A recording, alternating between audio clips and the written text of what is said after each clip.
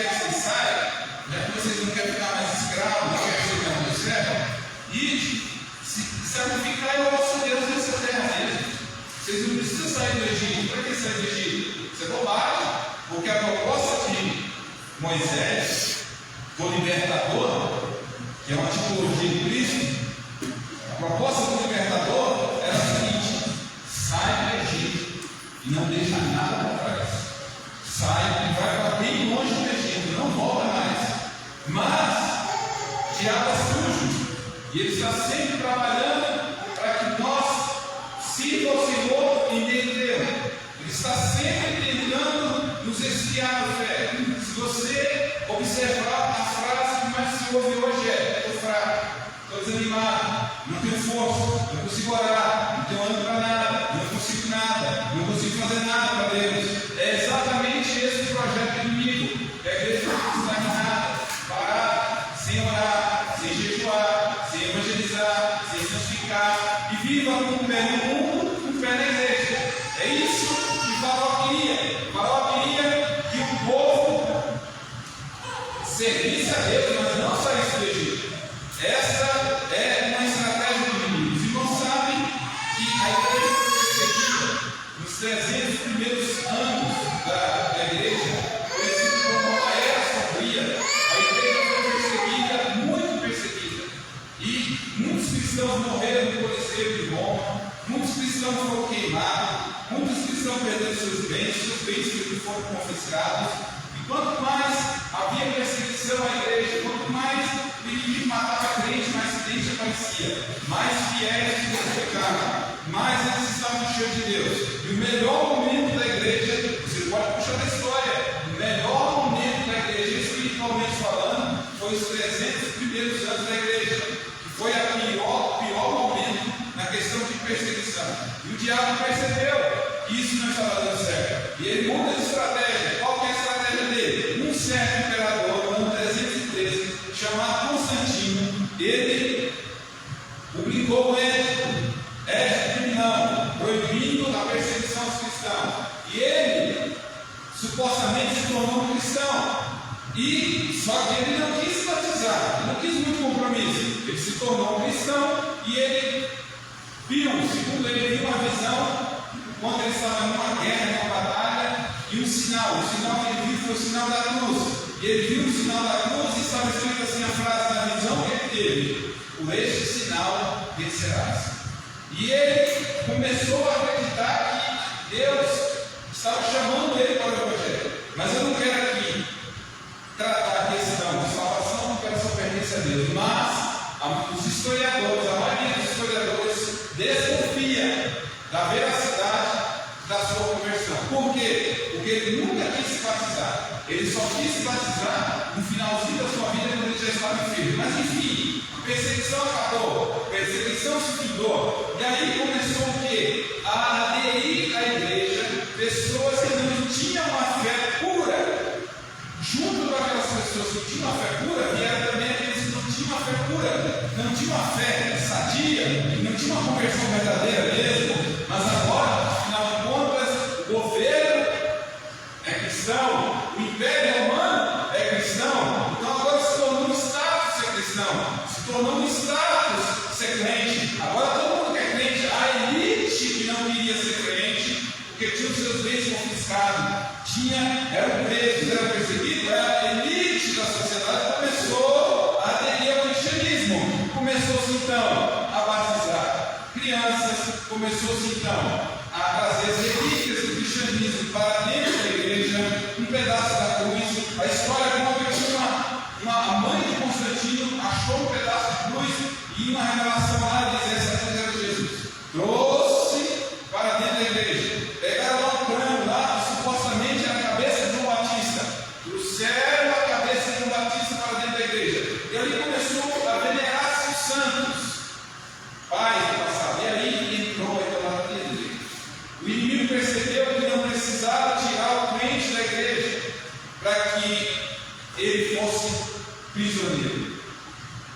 Ele não precisava tirar, porque a preocupação antigamente era: meu Deus, fulano saiu da igreja, Jesus, tem misericórdia. Hoje não, já isso aí é bem do grupo.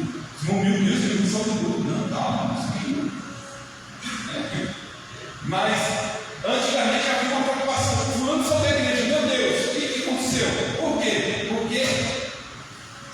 Tinha-se muito temor nas coisas de Deus.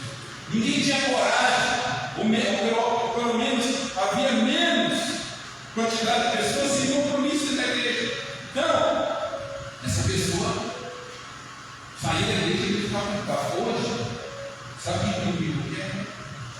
Você se vai ler, só que você não sabe.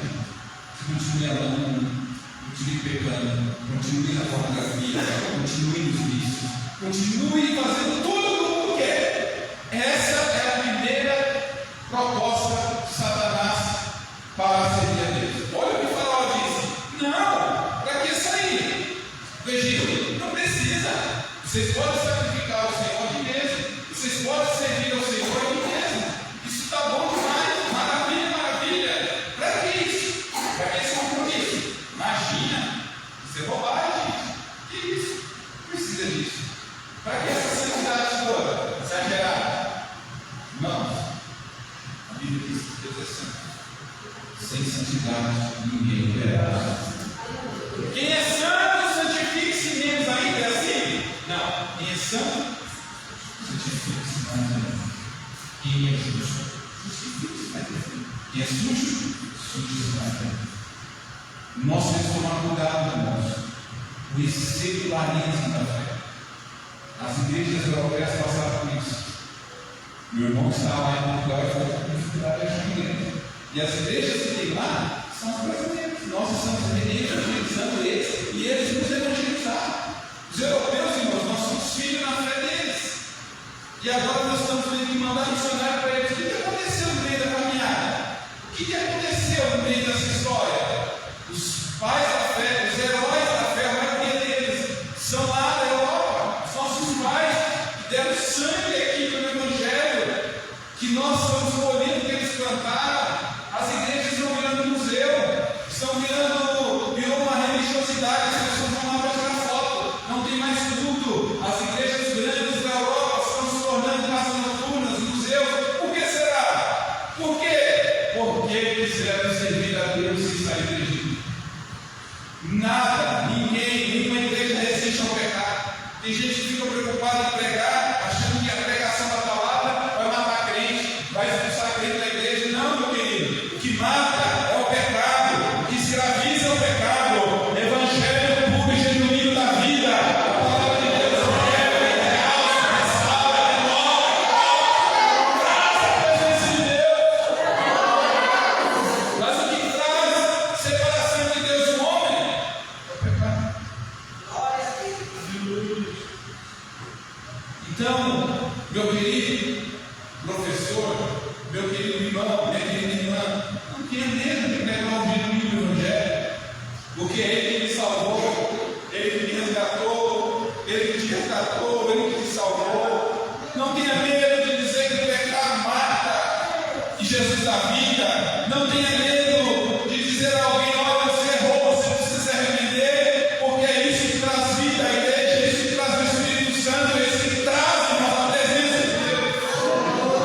Mas a proposta de Satanás é: sirva a Deus, mas não saia do Egito. A segunda proposta, irmãos, de Faraó foi o seguinte: sirva ao Senhor sem profundidade, sem compromisso. Olha o que ele diz, Êxodo 8, 28. Então disse Faraó: deixa-me ir, para que sacrifique ao Senhor nosso Deus no deserto. Somente indo, não vai muito longe não. Olha aí comigo, olha para dizer. O homem com gosto de sangue na boca, querendo matar todos os egípcios, dizendo: olha para mim. Olha a hipocrisia, olha como ele é astuto, olha como o inimigo das nossas almas, ele é sutil. O apóstolo Paulo disse que o homem natural não serve nada, mas o homem espiritual serve tudo e por ninguém servir. Muitas vezes, irmãos, nós perdemos até o discernimento, achamos que estamos indo bem, mas não estamos indo bem coisa nenhuma. Hoje em dia há uma busca cega por números, uma questão de números impressionante.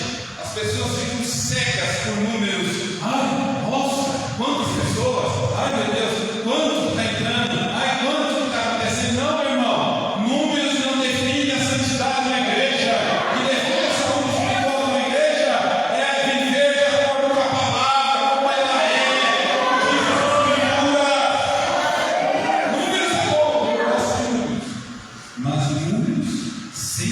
santificação é uma perda. Uma perda. E nós estamos cegos, né? No Evangelho tomando até sua competitividade.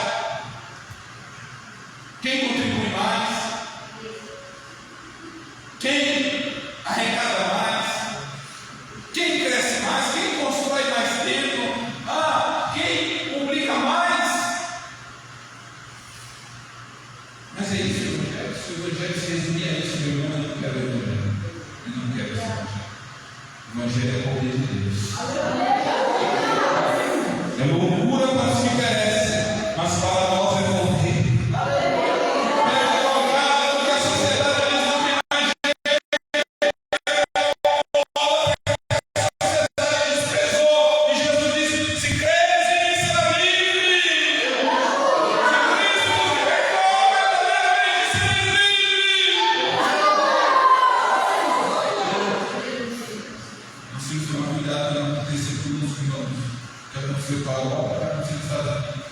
Uma igreja de 70 anos fechou-se as portas, porque tinha 3 anos apenas.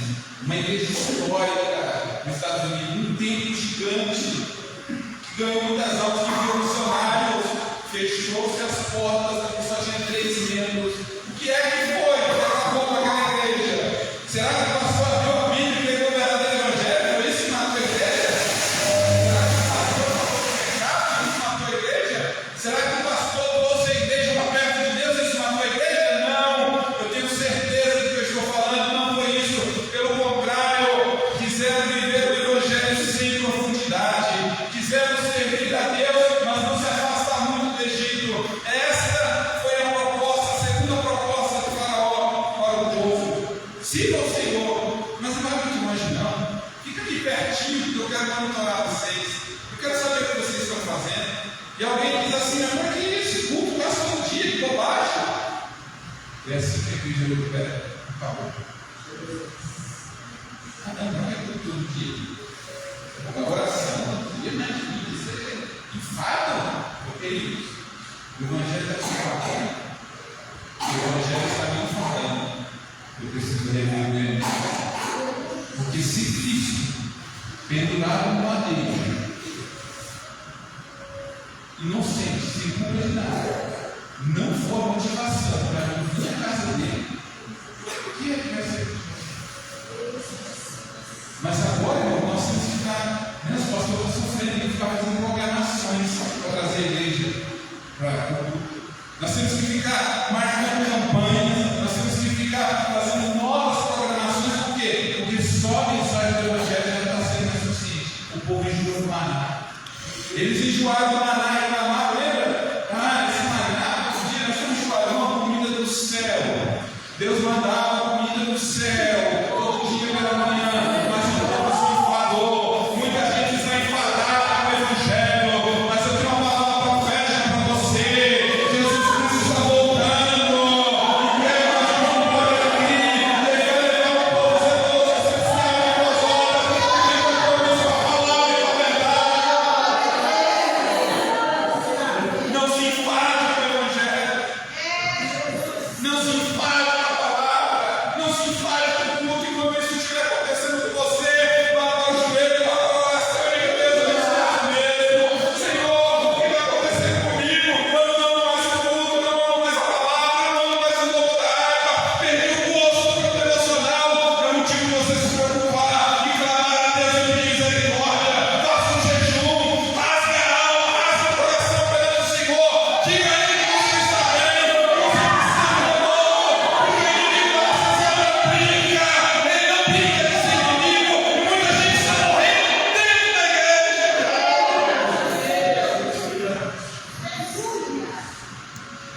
Diabo não brinca. Nós temos que vigiar o tempo todo. Criticamos muito os católicos, né? Nossa, católico só vai beber domingo, só vai dar missa de domingo. Nós criticamos muito. Olha como que muita gente está sabendo, e eu acho que ele diz isso. Está pior que o católico, ora, Jesus vem aí. Oh, aleluia. Jesus vem aí. Se não tiver azeite sobressalente, não vai ouvir a voz do noivo, não vai poder falar. Muitas vezes em nossos cultos, estou falando de mim, estou falando da minha igreja, da igreja do pastor. Nossos cultos, muitas vezes, raramente, acontece uma manifestação espiritual. Nós achamos normal. Raramente acontece o batismo do Espírito Santo. Raramente uma alma se converte, como antigamente, o traficante vinha, entregava bem para Jesus e era liberto na hora. O que está acontecendo? Nós estamos achando que estamos bombando. Nossa, nós estamos bombando. Maravilha, mas não é nada. Nós precisamos acordar. Nós estamos morrendo. Precisamos ressuscitar espiritualmente. Deus Deus, uma hora dessa estão chacoalhando. Diz: acorda, crente, você está dormindo.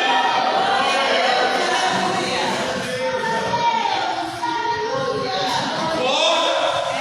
Deus me deu um chacoalhão com essa palavra. Diz: acorda, rapaz. Você está esperando o quê? Deus faz isso tudo. Não precisa ir muito longe, não. Para que isso? Para que esse negócio de ficar jejuando, orando? E não vai se faltando de cá. Ah, pastor, se o senhor acabar na semana, fazer tudo só domingo.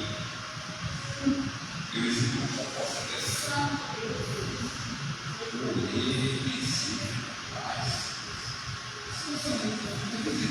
Você já está morrendo.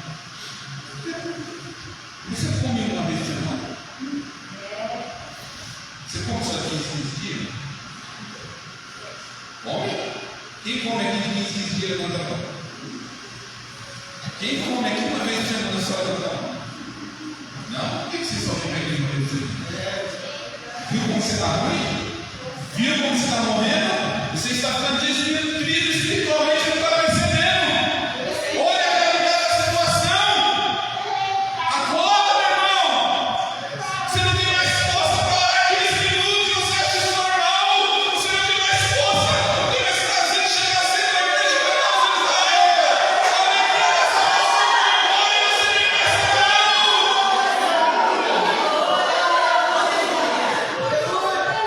A alegria dessa força vai embora e nós não estamos percebendo isso. Estamos levando a vida normal, como se fosse tudo normal. Não é normal, não. Ficar sem orar não é normal, não. Não é normal ficar sem terminar, não.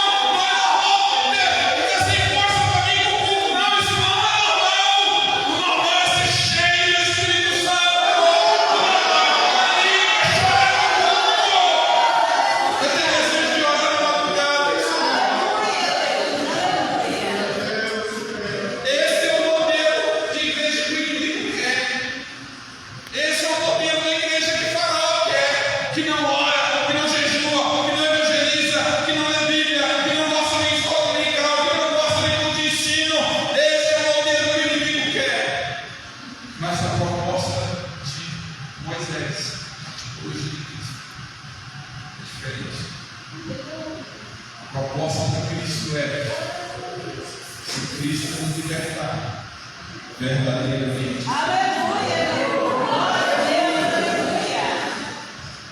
meu querido Cristo nos salvou, nos comprou, nos resgatou, nos deu a graça e nos deu o brinde da graça. Nós estamos sem usufruir desse brinde.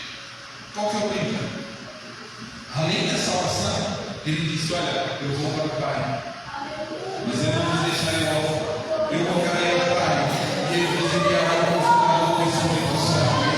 Não é normal no culto começar, você não chorar, você não falar em língua, você não sentir a presença de Deus. Não aceite isso como normal. O normal, uma igreja pentecostal é batismo com o Espírito Santo, dons espirituais, profecia, interpretação de língua, batismo com o Espírito Santo e salvação de alma. Isso é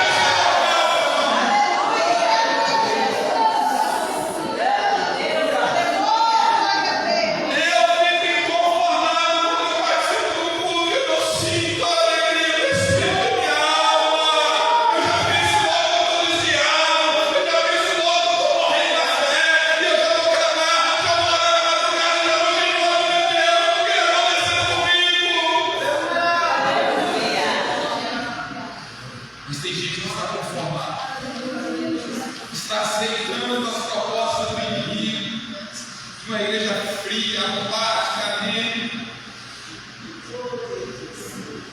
E eu não estou generalizando, não. Eu sei que muitas pessoas estão cheias de Espírito Santo. Mas é a pior época que eu já peguei. 21 anos, fui consagrado ao presbitério 23, 21 anos de ministério. E foi a pior época da igreja que eu encontrei. E mais as pessoas reclamam, estou fraco, estou desanimado, estou sem força. Porém, entretanto, é a época das igrejas menos horas, das gente menos horas. Não consegue passar uma hora de joelho. Não consegue passar meia hora de joelho. E alguém pode colocar no celular. Ah, o celular matou a TV, matou o telefone, matou o jornal impresso, matou isso, matou aquilo. Você está lá. O problema está aqui. Mas eu amo mais o mundo do que a lei de Deus. Quando amamos mais o pecado do que a santidade de Deus. Vou provar para você que não é o celular. Em Gênesis, a Bíblia diz que Deus olhou para a humanidade, a iniquidade tinha tomado a humanidade de uma tal forma que Deus se arrependeu de ter feito um mal pior que essa geração. Eles não tinham nem internet, celular muito menos, energia piorou, TV piorou, jornal impresso muito menos, revista para olhar uma foto de pornografia, não tinha revista, não tinha nem escrita, era na pena, acho que até a caligrafia era escassa. E a Bíblia diz: Deus se arrependeu de ter feito tamanha iniquidade do mundo. A natureza não pecaminosa era dele. Se nós não vigiarmos, ela nos deu. Jesus disse para os discípulos: vigiai e orai para que não caia em tentação. O que aconteceu naquela noite? Eles não vigiaram e oraram. O que aconteceu? Todos se dispersaram. Pedro negou Jesus. Se tivesse ouvido a voz do mestre, tivesse orado, vigiado, não teria caído. Muita gente está morrendo por falta de relacionamento com Deus. Muita gente, nós muitas vezes estamos só na placa da Assembleia de Deus. Pentecostal, mas pentecostalismo é o pastor hoje. Colocamos só o título. Nós somos pentecostal. Cadê os batistas pentecostais? Nós somos pentecostal. Por que você não fala mais de mim? Por que você não profetiza? Aleluia! Você não tem que ver o que está acontecendo conosco. Nós precisamos ser chacoalhados por Cristo. Ele precisa muitas vezes nos pegar e dar um chacoalhão dentro da porta.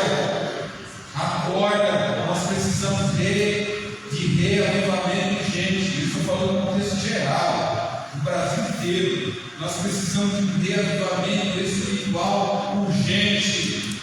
Só tem uma forma. O reavivamento, a resposta está em sentar com você. Se chama com os irmãos, ligar, orar, se arrepender dos seus maus caminhos. Eu ouvirei do céu. Sararei sua vida. Aleluia, Deus. Glória a Deus, aleluia. Reconhecer, porque, segundo um pregador chamado Leonardo Carmenil, ele escreveu o seguinte: por que está exatamente? Essa é a pergunta, e a resposta é: nós estamos muito contentes, está muito conscientes. Nós conformamos em viver uma vida sem um avivamento.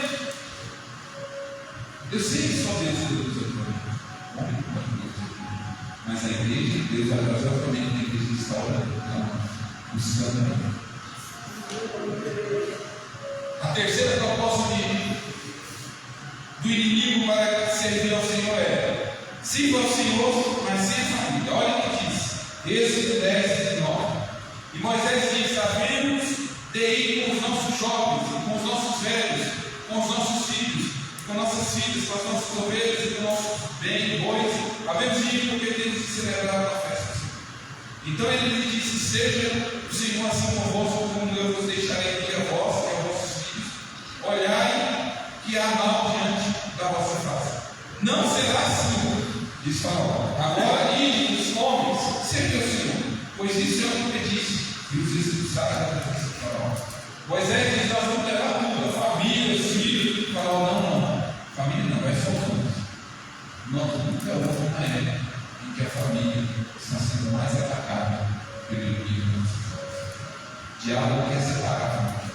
Olha a ideia de Faraó: vários homens, mas a família fica. Esse negócio de servir ao Senhor, toda a família não, negativo. Nós, irmãos, temos sofrido ataques na família nesses últimos dias de uma maneira terrível. Por que o inimigo ataca tanta família? Porque a família é o nosso corpo.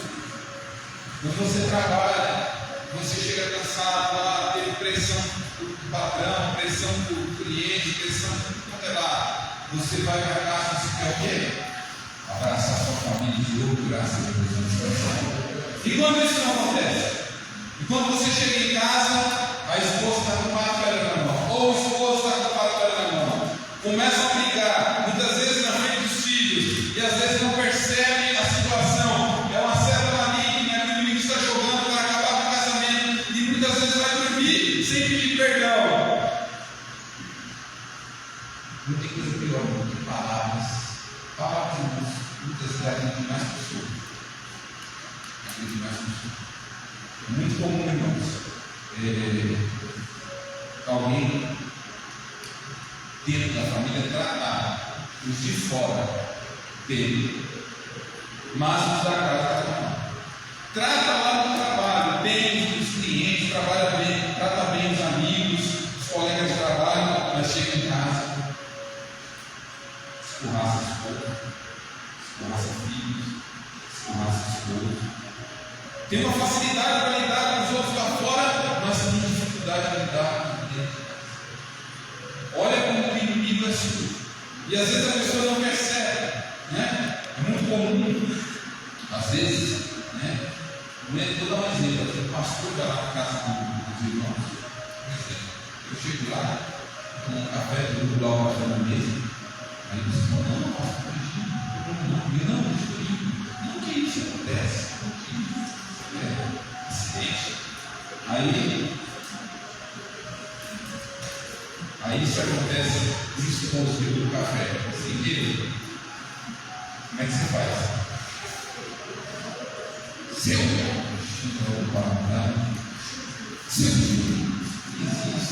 filho, ela não pega também. Cuidado, muito cuidado. O diabo, ele está querendo acabar a família.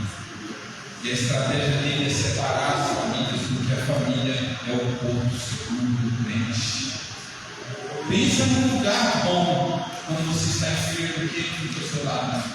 Sua esposa.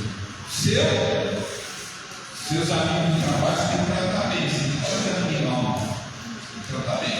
Mas os seus amigos do trabalho não é mais importante que a sua esposa. Seus amigos do trabalho, da escola, não é mais importante que a sua mãe, não, adolescente.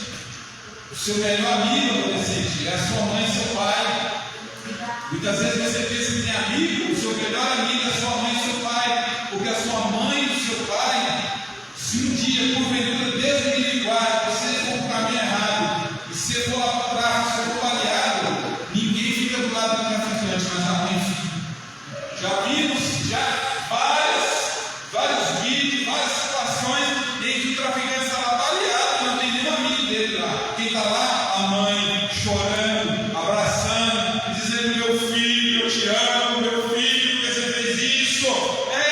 Mas é a mãe, é a família.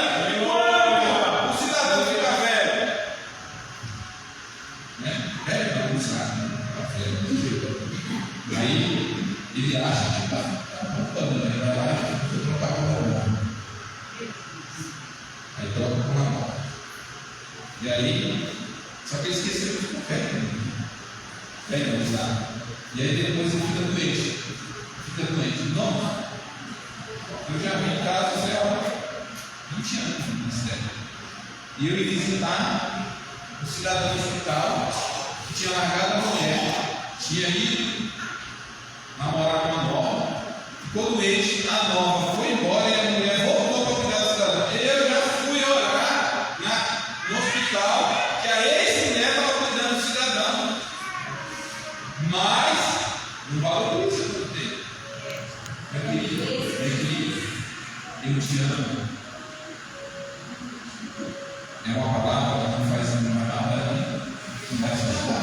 marido, você fala para sua esposa todo dia: eu te amo, você é especial para mim.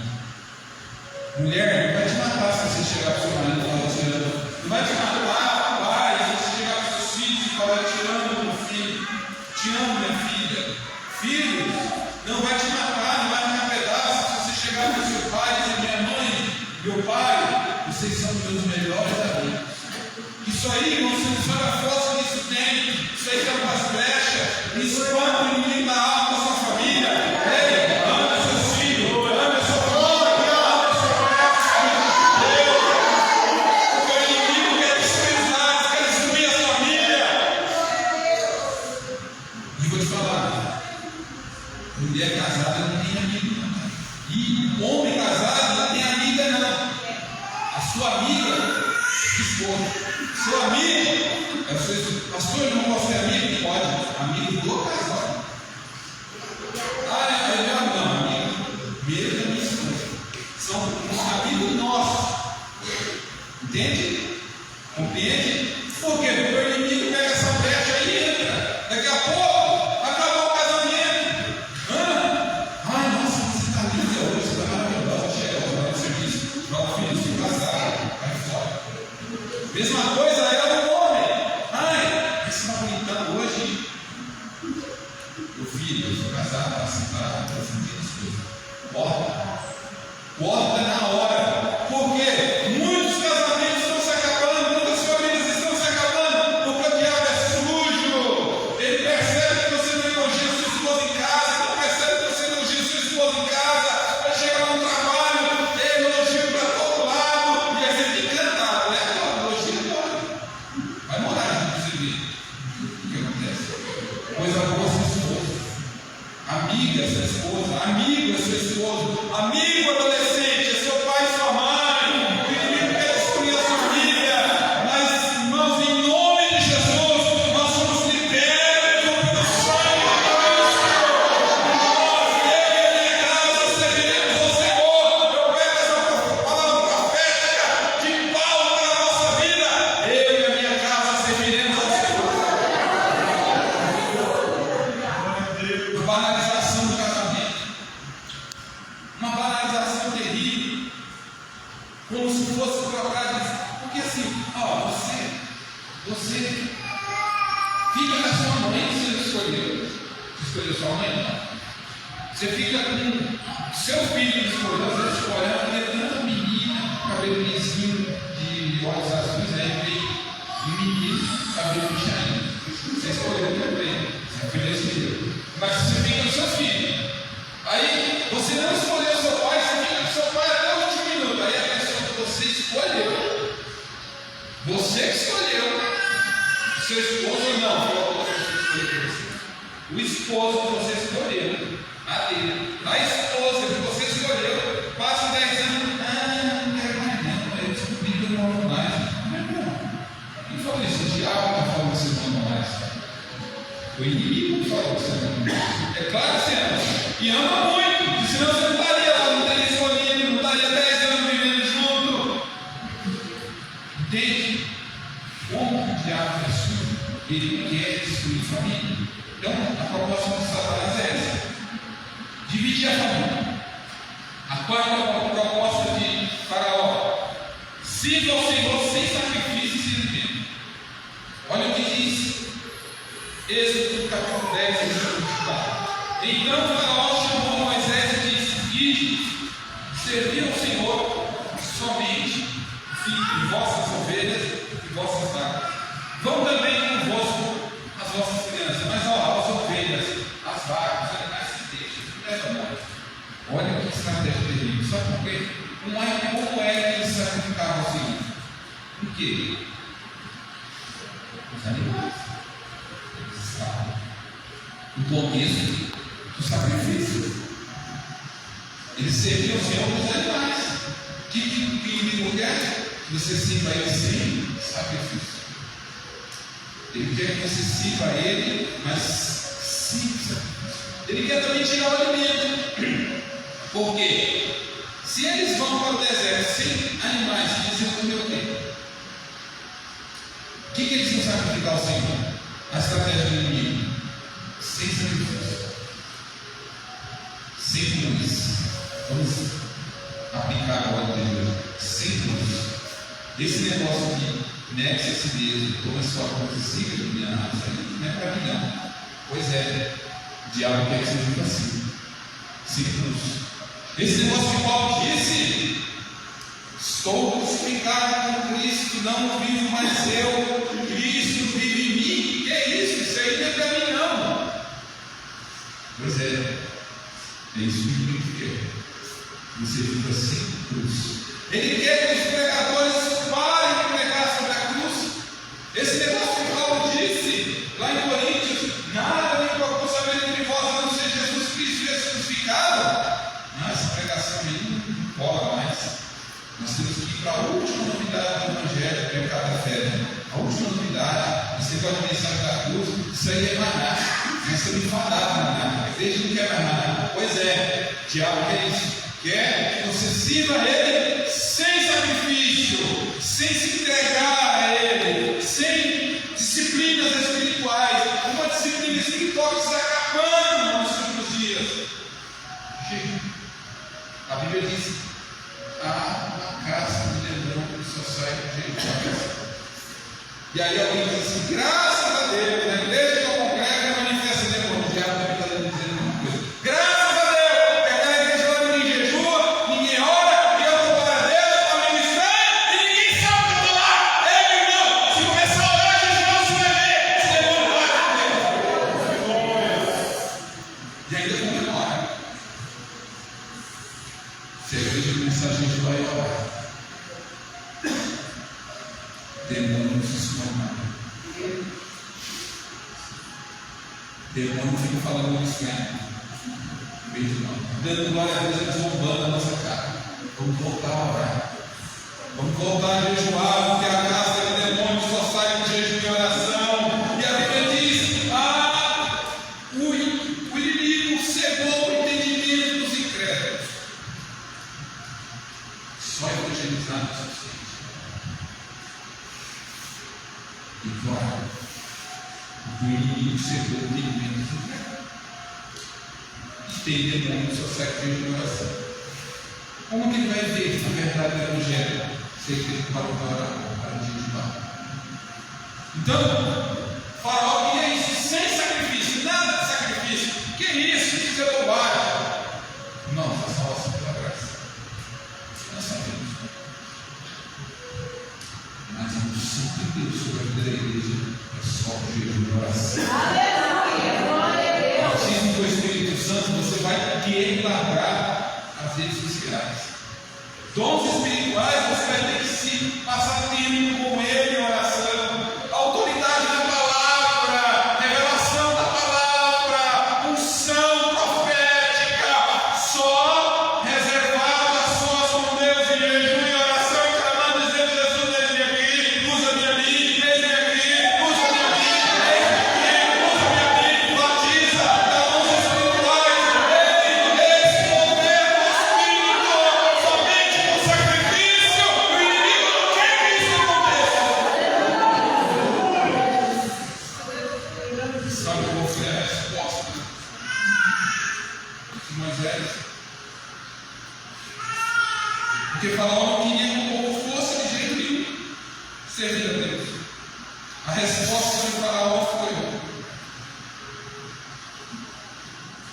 10:25.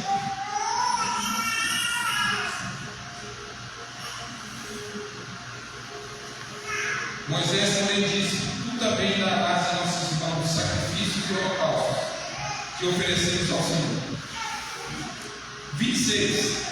Também o nosso gado há de ir conosco. Ou seja, nós não vamos deixar o sacrifício para trás. Negativo. E também o nosso gado há de ir conosco. Nenhuma unha vai ficar para trás. Nenhuma unha vai ficar para trás. Nós iremos servir ao Senhor em corpo, alma e espírito, filho, mulher, criança, animais, os bens. Nós dedicaremos o tempo, a nossa alma, a nossa vida, os nossos bens. Nós vamos sacrificar sim, nós vamos levar a cruz sim, nós não vamos viver sem a mensagem da cruz.